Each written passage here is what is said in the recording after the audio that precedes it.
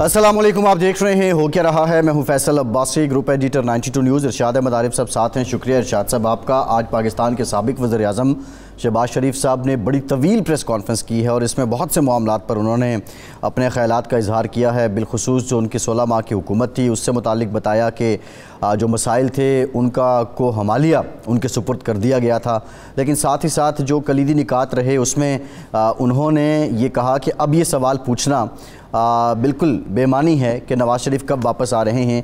बता चुके हैं कि 21 अक्टूबर को वापस आ रहे हैं और उनकी वापसी से मुताल्लिक कोई अबहाम भी नहीं है। दूसरी जानिब लंदन में आज नवाज़ शरीफ साहब ने सहाफ़ियों से गुफ्तगू करते हुए कहा कि आज दफ्तर में आखिरी दिन है, मैं यहाँ से रवाना हो रहा हूँ। सहाफ़ियों को बहतान, इल्ज़ाम और जो चुगलखोरी है उससे परहेज़ करनी चाहिए। और बज़ाहिर अब ये लग रहा है कि नवाज़ शरीफ साहब की जो वापसी है उसके हतमी जो मराहिल हैं वो तय किए जा रहे हैं। और इसी सिलसिले की कड़ी ये भी है कि नवाज़ शरीफ की जो तिब्बी रिपोर्ट है, मेडिकल रिपोर्ट है, उसको भी लाहौर हाई कोर्ट में जमा करवा दिया गया है। उसमें सारी डिटेल्स दी गई हैं।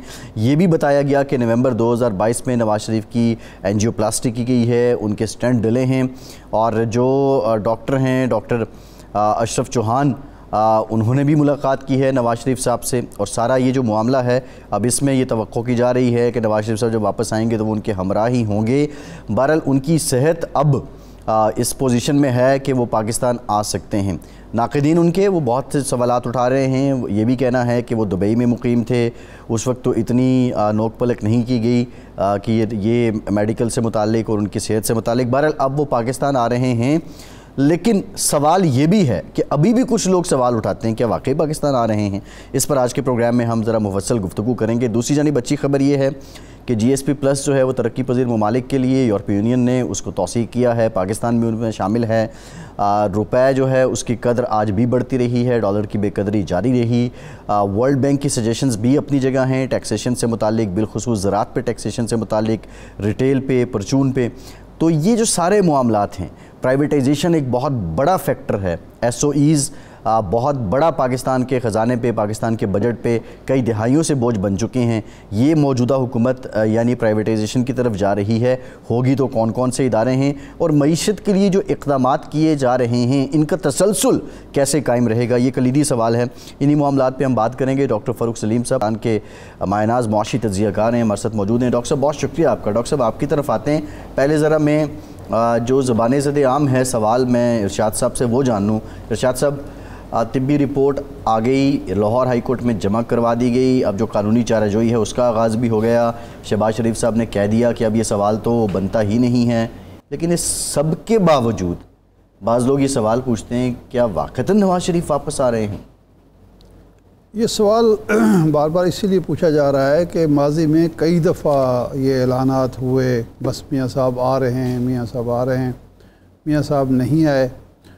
और दूसरा जो इशू है वो ये है कि मियाँ साहब जिस तरह से गए थे और फिर जिस तरह से वो वापस आ रहे हैं, उस हवाले से भी कुछ ना कुछ चीज़ें, क्योंकि पहले मियाँ साहब ने एक बात की, उसके बाद शहबाज शरीफ साहब भागे भागे गए, फिर वो मीटिंग्स दोबारा शुरू हो गई और उसके बाद दोबारा ऐलान हुआ कि जी नहीं मियाँ साहब जाएंगे। उससे भी शकूक व शुबहात ने जन्म लिया। लेकिन आज जो रिपोर्टें जमा हुई हैं हाई कोर्ट में, उससे लगता है कि अब मियाँ साहब वापस आना चाहते हैं, क्योंकि रिपोर्ट्स जमा कराने का मतलब ये है कि वो ग्राउंड, ज़मानत की ग्राउंड जो हैं वो बना रहे हैं उनके कानूनी मुशीर कि जी मियाँ साहब अब भी उनकी तबीयत कोई बहुत ज़्यादा बेहतर नहीं है, मियाँ साहब अब भी पेशेंट हैं, हार्ट पेशेंट भी हैं और बहुत सारी चीज़ें और भी उसमें कही गई हैं। तो ये ग्राउंड बनाई जा रही है कि मियाँ साहब जब वापस आते हैं तो ज़ाहिर है उनके लिए जेल में रहना और जेल की सोबतें बर्दाश्त करना या अपनी आज़ादी से महरूम होना उनके लिए मसाइल खड़े कर सकता है।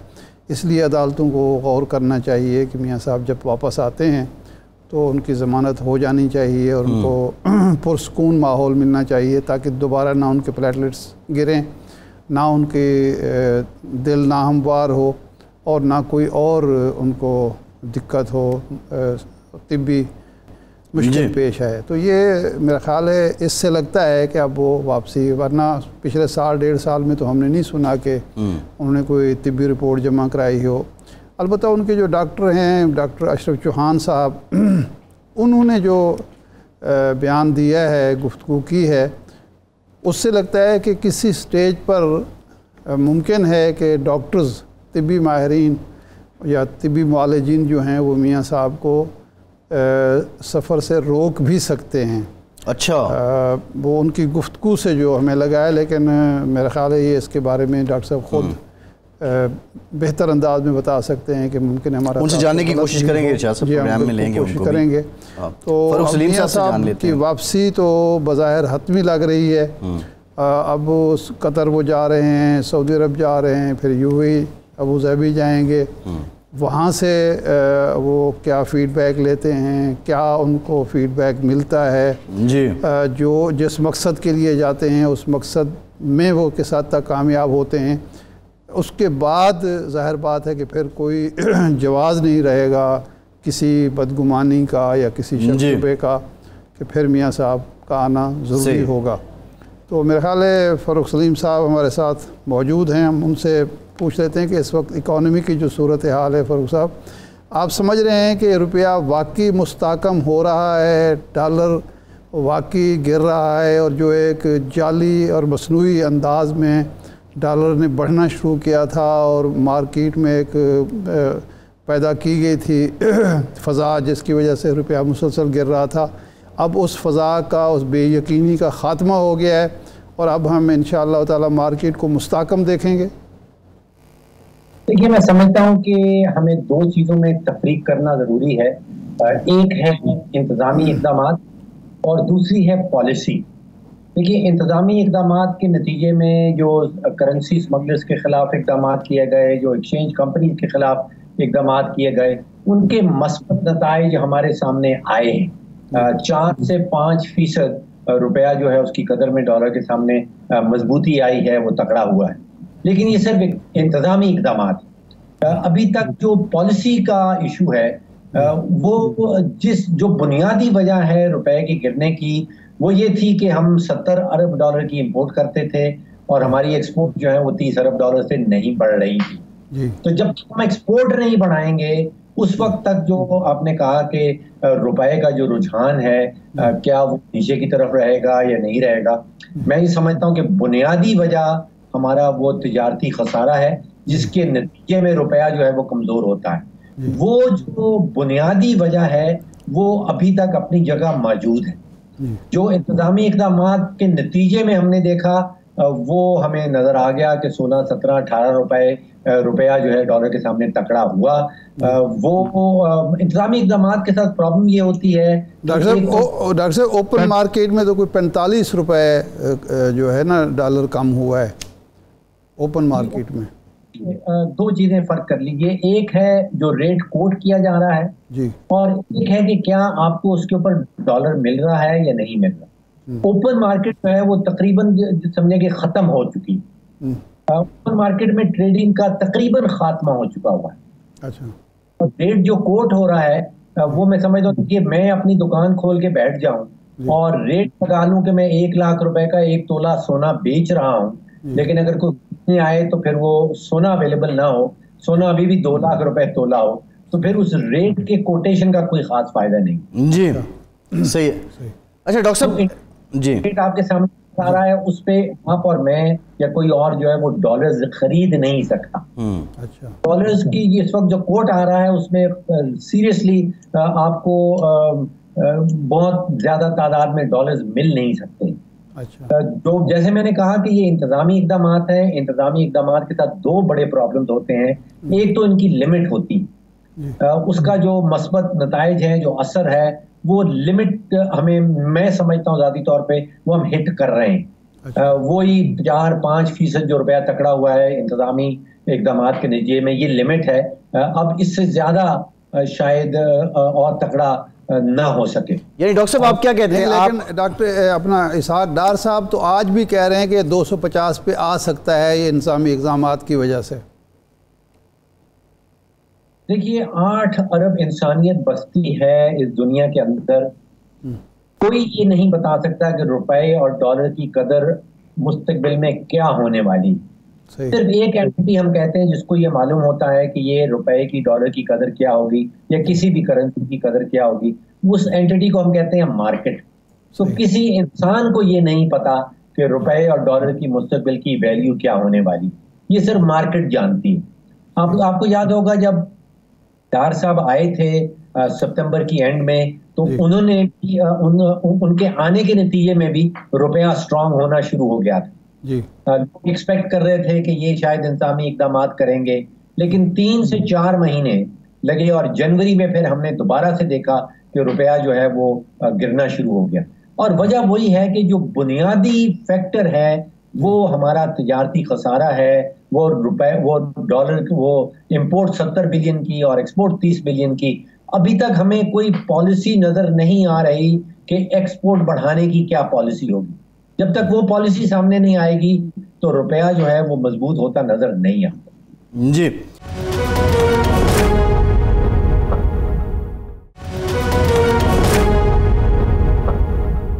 अच्छा डॉक्टर साहब, अब मामला ये है कि आप कह रहे हैं कि एक्सपोर्ट पॉलिसी नज़र नहीं आ रही।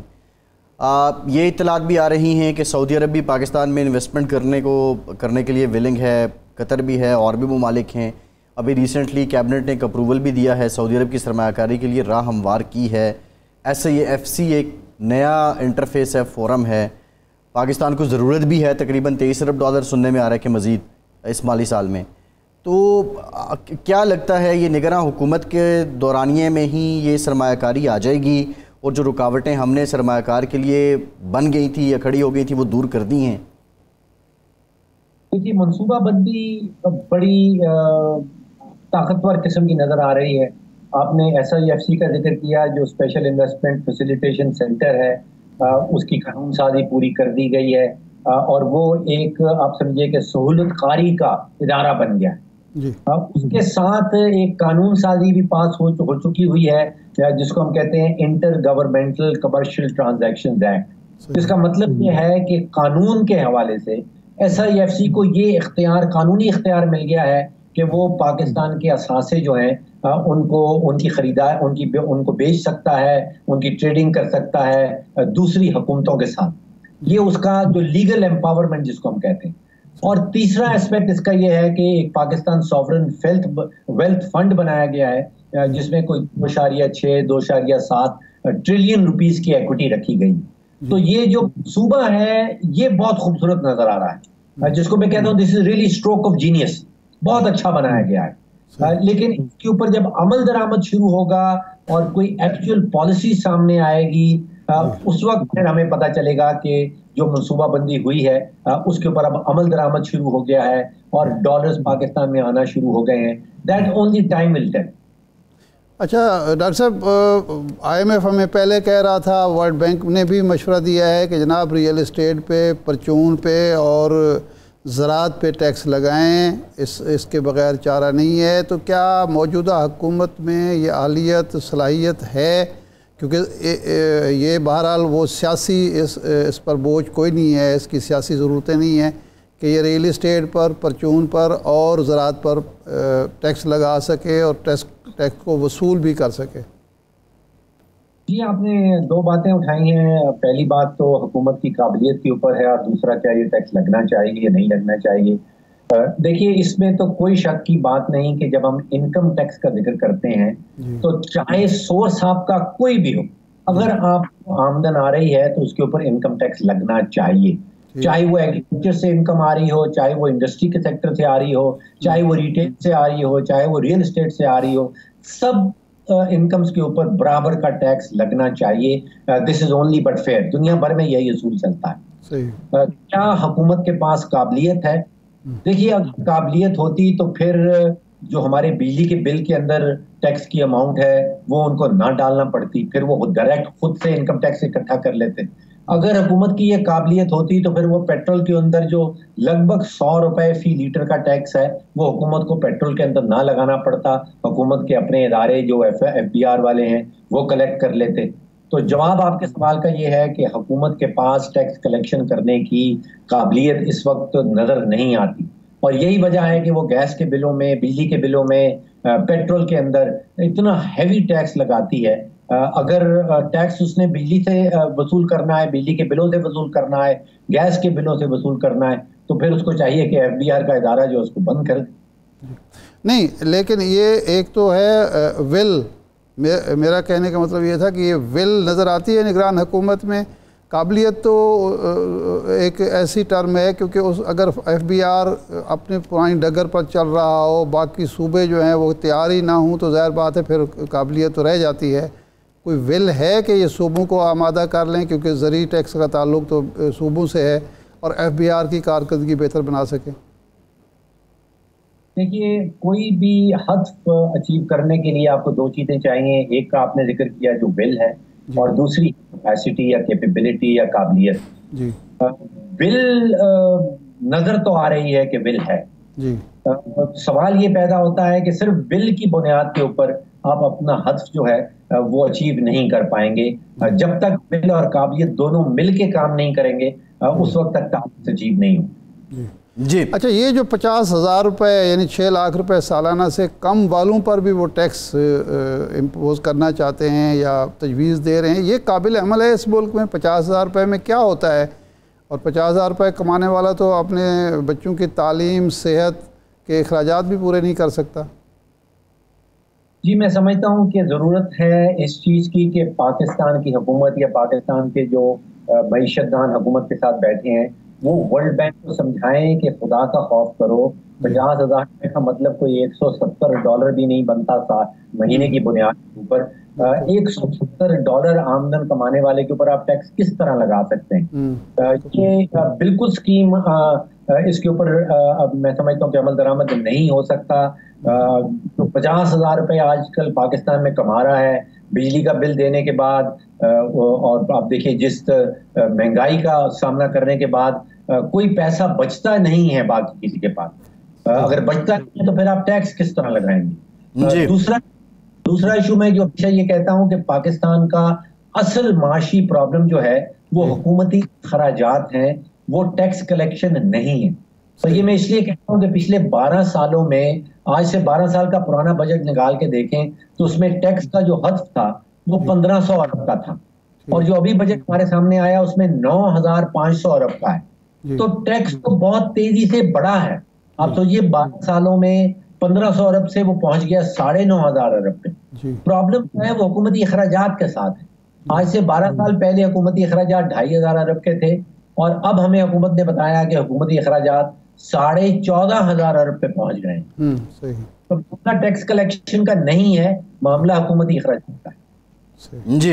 अच्छा डॉक्टर साहब, ये बताइएगा कि जो स्टेट और इंटरप्राइजेज़ हैं इनमें से अक्सरियत खसारे में चल रही है। अभी बहुत ज़्यादा बात हो रही थी PIA की निजकारी की, स्टील मिल की निजकारी की।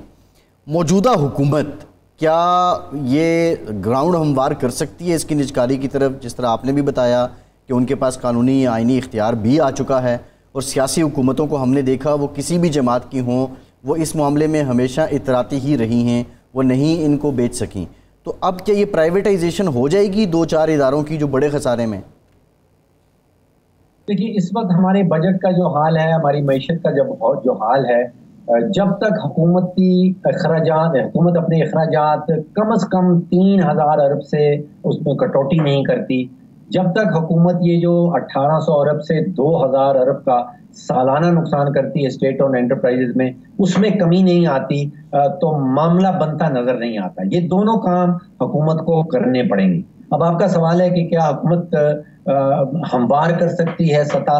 तो डेफिनेटली कर सकती है, लेकिन प्राइवेटाइजेशन जहन में रखिए कि बहुत मुश्किल काम है, लंबा काम है, और अभी तक जो बजट इस साल का हमारे सामने आया है उसमें प्राइवेटाइजेशन की तरफ से कोई प्रोसीज जो हैं वो दिखाई नहीं गई।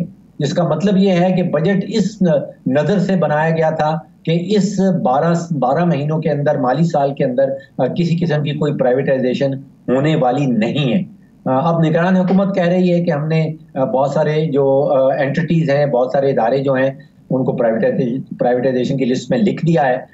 लिखना एक काम है, आगे से फिर फाइनेंशियल एडवाइजर इकट्ठे करना और फिर कोई उसका बायर ढूंढना, खास तौर पे जो हमारे बिजली के शोबे के अंदर इदारे हैं जिसको हम डिस्ट्रीब्यूशन कंपनी या डिस्कोस कहते हैं, जो लगभग 500-600 अरब रुपए सालाना का नुकसान करते हैं, उनकी प्राइवेटाइजेशन करना कोई आसान काम नहीं होगी। देखिए जो नुकसान कर रहे हैं इदारे, उनके लिए कोई बायर ढूंढना आसान काम नहीं होता। बिल्कुल ठीक है, बहुत शुक्रिया डॉक्टर फारूक सलीम साहब। आपके वक्त का ब्रेक लेते हैं, ब्रेक के बाद दोबारा हाजिर होंगे।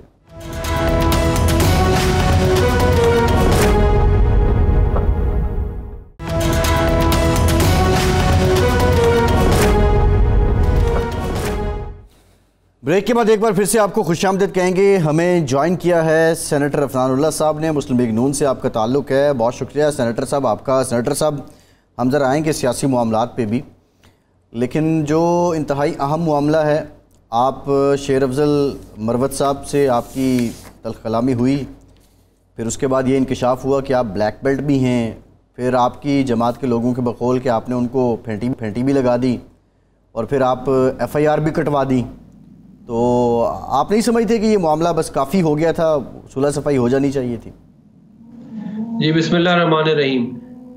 देखिए, बात यह है कि मैं तो ये नहीं चाहता था कि ये बात कभी जो है पब्लिक डोमेन में भी आए, और मैंने जावेद चौधरी साहब को भी उस वक्त और उससे बात की थी और उन्होंने भी यही मुझे कहा था कि बेहतर यही है कि ये बात पब्लिक डोमेन में ना आए, मगर ये इन्होंने खुद जाके सहाफ़ियों को बताया, ट्वीट की, तो फिर ज़ाहिर है फिर मैंने उसके हिसाब से फिर मामले को लेके चला हूँ। जैसे ये चल रहे थे फिर वैसे ही मुझे भी उसका करना पड़ा है मामला।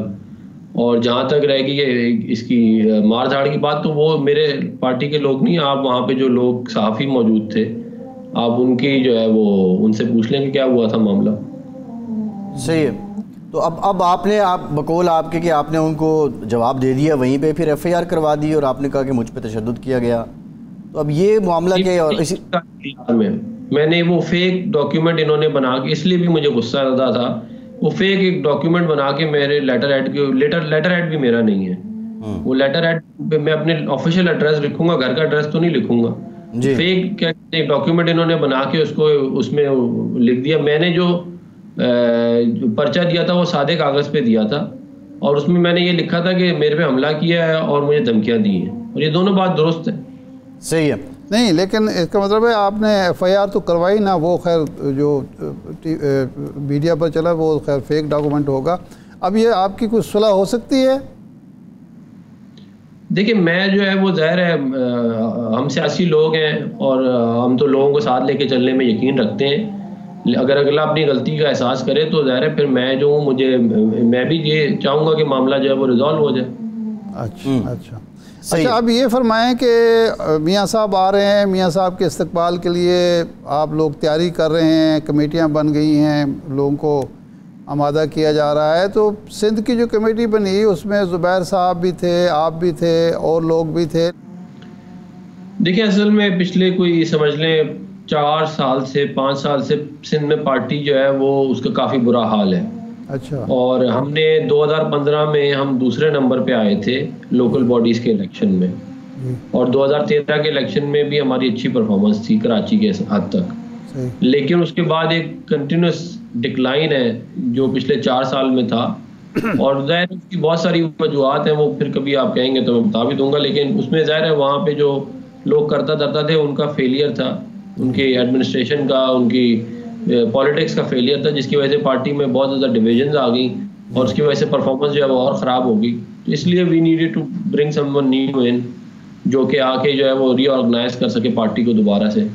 तो इसलिए जो है वो इनको किया गया, और मैं उम्मीद करता हूँ कि ये जो है वो सब लोगों को साथ भी लेके चलेंगे और पार्टी को वहाँ पे फाल भी करेंगे इंशाल्लाह। सेनेटर साहब, बशीर मेमन का कोई ऐसा सियासी कद काठ तो नहीं था इससे पहले, वो हाल ही में एक सियासी जमात उन्होंने ज्वाइन की, तो ऐसी कौन सी खूबियाँ हैं जो उनमें हैं और शायद निहाल हाशमी साहब में नहीं थी, शाह साहब में नहीं थी, ज़ुबैर साहब में नहीं थी, कि बशीर मेमन साहब इकट्ठे कर लेंगे? आप खुद आपके वालिद में नहीं, मुशाहिद साहब तो वन मैन आर्मी समझे जाते थे, मुशाहिदुल्लाह साहब। जी, देखिए, जो बशीर मेमन साहब हैं, वो मुझे जो जितनी मेरी अपनी रीडिंग है वो यही है कि वो एक सच्चे आदमी है और बहादुर आदमी है। हमें ऐसा बंदा चाहिए सिंध में जो बहादुर भी हो, रिसोर्सल भी हो और पार्टी को फ़ाल कर सके। तो वो जो है ज़ाहिर है उन तमाम चीज़ों को, क्राइटेरियाज को पूरा कर रहे थे। मेरी अपनी मसरूफियात कुछ कराची से ज़्यादा होती हैं, इस वजह से भी मुझे इधर पंजाब की ज़्यादा ड्यूटी लग जाती है मेरी। अच्छा। तो मैं ज़ाहिर मेरे लिए मुश्किल था वहाँ पे इतना काम करना। ये तमाम बातें पार्टी के जो लोग हैं उन्हें मालूम है, तो इसलिए जो है वो ये किया गया। और ज़ाहिर पार्टी में डिविजन्स बहुत है सिंध में, एक तो ये बड़ा प्रॉब्लम है कि उन डिविजन्स की वजह से जो है वो बिल्कुल जो है वो गैर फाल हो गया था मामला। तो इसलिए इनको ला के जो है वो कोशिश की जा रही है कि एक तो ये अच्छा है इस्तकबालिया हो जाए, और अगर अच्छा हो गया तो फिर मज़ीद आगे जो है वो अहम जो रिस्पॉन्सिबिलिटीज़ है वो दी जा सकती है। नहीं, ये डिवीज़न जो है ये अंदरून सिंध और कराची की पार्टी के दरमियान है, या कराची में जो लोग मुतारिक और फ़ाल हैं उनके अंदर डिवीज़न है, लड़ाई है, आपस के इख्तलाफात हैं? ये उनके दरमियान भी है, इंटीरियर सिंध और कराची, और फिर कराची के अंदर भी है। अच्छा। और कराची के अंदर भी ग्रुप बने हुए हैं, और वो इंटीरियर सिंध का और उधर का वो भी है मामला। तो ये वो यही तो मैं इतने ज़्यादा ग्रुपिंग बन गई थी, और फेलियर ऑफ लीडरशिप जो सिंध की जो हमारी लीडरशिप थी तो कंप्लीट फेलियर था। अच्छा। जिसकी वजह से हालात इतने ज़्यादा ख़राब हो गए कि हमें जो है फिर ये पंजाब में भी डिवीज़न है, पंजाब में भी डिवीज़न है सेनेटर साहब। पंजाब में जो है वो डिपेंड करता है, अब आप किस हल्के में जा रहे हैं, वो हल्का टू हल्का वेरी करता है। बहुत सारी जगहों पे है, बहुत सारी जगहों पे नहीं है। हम रायविंड के हल्के में अगर आ जाते हैं तो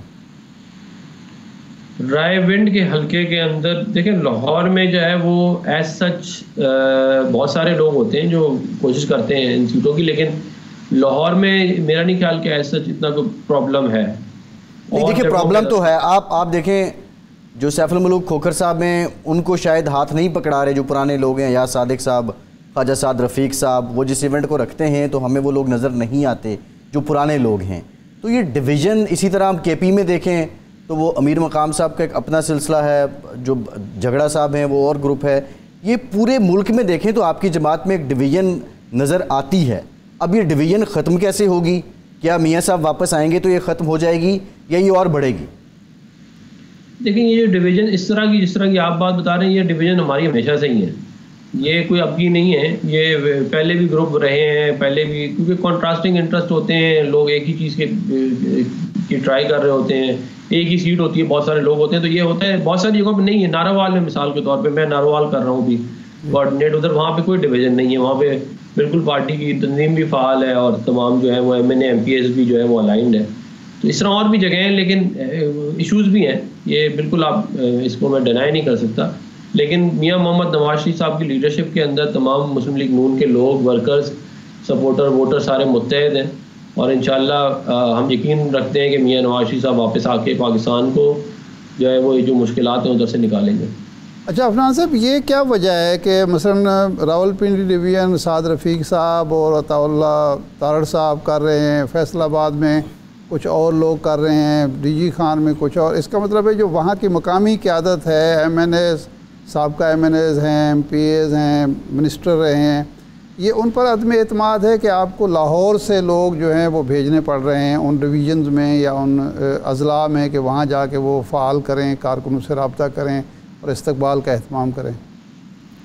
नहीं, वो ये इस तरह इसका हमारी पार्टी के अंदर प्रोसेस ये है कि जो जिस डिवीज़न या जिस डिस्ट्रिक्ट का होता है वो अपना खुद कोऑर्डिनेट नहीं, अपना तो वो काम करेगा, मगर उसकी डिस्ट्रिक्ट में कोई और आके उसका ऑडिट करेगा। जो कोऑर्डिनेशन है वो बेसिकली ऑडिट होता है कि आपने बंदे इकट्ठे कर लिए हैं, आपने ट्रांसपोर्टेशन का इंतजाम कर लिया है, आपने मैनेजमेंट जो करनी है ट्रैफिक की वो सारा कुछ वो बेसिकली जिस तरह मिसाल के तौर पे सऊद मजीद साहब जो हैं वो बावलपुर के, वो अपना बावलपुर का काम भी कर रहे हैं, मगर वो लाहौर का भी कोऑर्डिनेट कर रहे हैं। इसी तरह जो है वो ख्वाजा साहब जो है वो अपना लाहौर का भी कर रहे हैं और पिंडी को भी कोऑर्डिनेट कर रहे हैं। तो ये इस तरह चल रहा है मामला, यानी कि आप अपने हल्के के अंदर कोऑर्डिनेट नहीं कर सकते, आपको किसी और के हल्के में जाके कोऑर्डिनेशन करनी है, मगर अपने हल्के का काम भी आपने करना है। जी, ये जो शाहिद खान अब्बासी साहब हैं, मियाँ साहब से मुलाकात भी कर रहा है, वहाँ भी उन्होंने कह दिया कि एक नई पार्टी की ज़रूरत है। इनको क्या शिकायत है मियाँ साहब से या पार्टी से जिसकी वजह से वो नई पार्टी की सोच रखते हैं? मिफ्ता साहब भी उनका साथ दे रहे हैं, नवाज़ खोखर साहब के साहबजादे भी उनका साथ दे रहे हैं।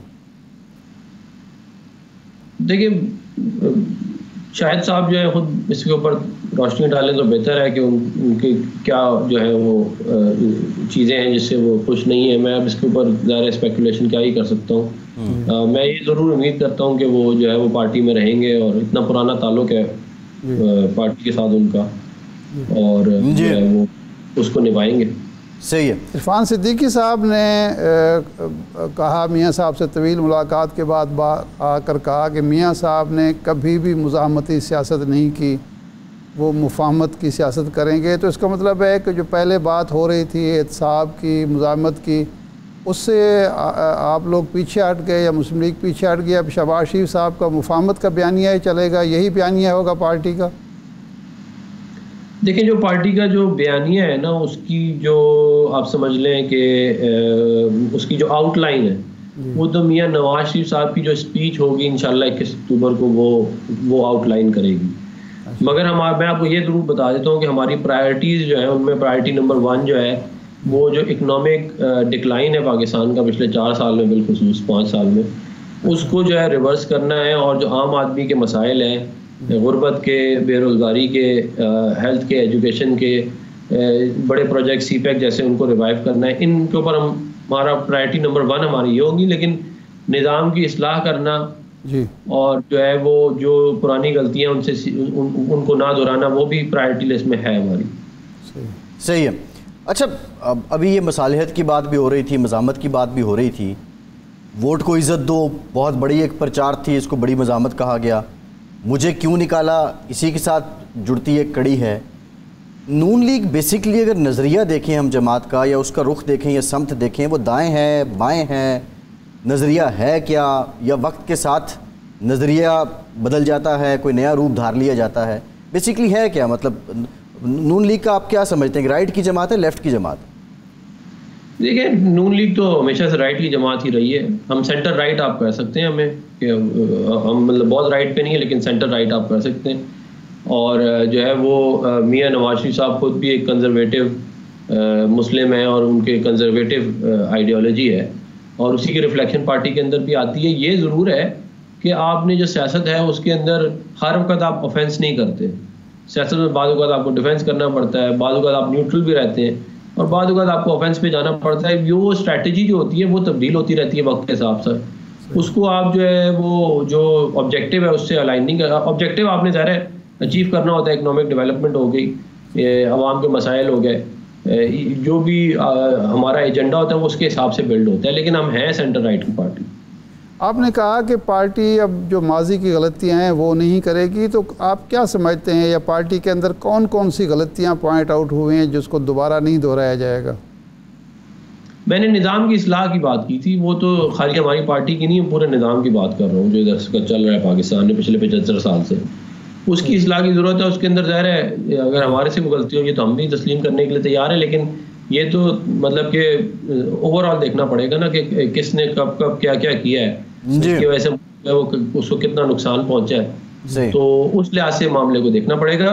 पार्टी के अंदर भी देखें, हम कोई ज़ाहिर फरिश्ते तो नहीं है, हमसे भी गलतियां हो सकती हैं, लेकिन हमारी नीयत हमेशा से ठीक रही है कि हम अपने मुल्क को आगे लेके जाना चाहते हैं। सही है। अच्छा, लास्ट में ज़रा एक बार फिर बता दीजिए, आपने कहा कि अगर गलती का एहसास हो गया शेर अफजल मरवत साहब को तो आप सुलह करने के लिए तैयार हैं, या कोई आपकी शर्त भी है इसमें? देखिए मैं जो है वो ज़ाहिर है मुझे कोई ज़्यादा मतलब मैं टीवी के ऊपर इसके ऊपर क्या बात करूं, लेकिन मैं जो है वो मुझे कोई शौक़ नहीं है कि मैं जो है वो इस तरह फ्रिक्शन रखूं और लड़ाइयाँ चलें। और वैसे भी हम मुल्क में पोलराइजेशन इतनी है, तो मैं नहीं चाहूँगा क्या कहते हैं कि ज़ाहिर हम अगर सियासतदान ही लड़ना शुरू हो जाएंगे तो फिर आवाम जो है वो क्या ही करेगी। तो एप्लीकेशन वापस ले लेंगे आप अगर वो आपकी तरफ आ जाते हैं? नहीं देखिए वो ज़ाहिर अगर वो ठीक तरह अगर वो करेंगे तो ज़ाहिर है मैं फिर उसी तरह जिस तरह का उनका बिहेवियर होगा उसी तरह अच्छा बिहेवियर होगा तो हम अच्छी तरह रिस्पॉन्ड करेंगे। जी बिल्कुल ठीक है। अगर आप दोनों सुलह करना चाहते हैं, मरवत साहब भी सुन रहे हैं, तो हमारा फोरम बिल्कुल हाजिर है। अफनान साहब आप लोग आइए, जिस तरह ये बात निकली थी पब्लिक में, इसी तरह सुलह भी पब्लिक डोमेन में होनी चाहिए। बहरहाल बहुत शुक्रिया सेनेटर अफनानुल्लाह साहब आपके वक्त का। एक ब्रेक के बाद दोबारा हाजिर होते हैं।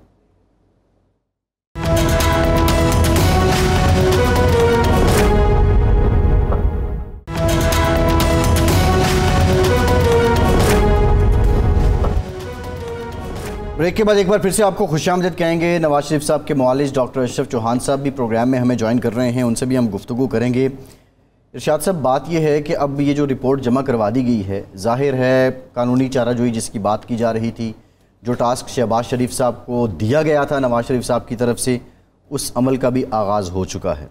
सेहत ऑब्वियसली एक बहुत सीरियस कंसर्न है, लेकिन जो पाकिस्तान के अवाम हैं वो एक सवाल ये भी पूछते हैं, क्योंकि यहाँ पे पाकिस्तान के लोगों ने बहुत दुआएं की। जब मियाँ साहब सर्विसेज हॉस्पिटल में थे उस वक्त उनके प्लेटलेट्स गिर रहे थे और फिर वो गए, तो बुनियाद तो वहाँ से शुरू होती है कि उसकी रीज़न क्या थी, वो रूल आउट कैसे हुआ। अभी एंजियोग्राफी का भी, एंजियोप्लास्टी का बताया गया कि नवंबर 2022 में हुई है। तो ऑब्वियसली एज फैक्टर, मियाँ साहब जिस तरह माजी में बड़ी तुंदही के साथ अपनी इलेक्शन कैंपेन किया करते थे, आप क्या समझते हैं कि वैसी एनर्जी, वैसा वलवला अब भी होगा? मसला ये है कि जब वो सियासत में हैं, सरगर्म होना चाहते हैं, पार्टी चलाना चाहते हैं, वज़ीर आज़म बनना चाहते हैं, तो फिर ये चीज़ें तो मैटर नहीं करती ना।